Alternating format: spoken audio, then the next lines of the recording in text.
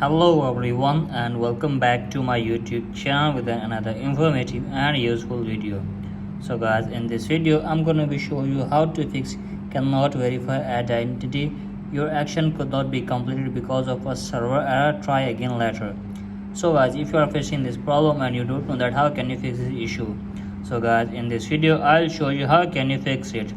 So let's start our video without wasting any time. So guys, first of all you have to just simply close this page. Now after that guys, what you need to do is just simply open settings, and from here guys simply tap on journal. Now from here guys tap on software update, and you have to make sure that you are using the updated version of iPhone.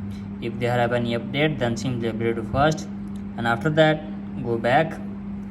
Now tap on date and time, and after that you have to make sure that your date and time is correct, and after that turn the set automatically to work is on, and after that again go back and tap on language and region, and after that select your country from here, and after that simply go back and tap on VPN and device management, and after that turn it off your VPN, and again go back and go back, and after that simply open screen time, scroll it below, then here tap on content and privacy restrictions, turn it off, enter your screen time passcode, and after that hopefully your problem will be fixed.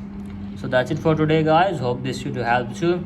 If you like the video, please subscribe to my YouTube channel as well. Thank you.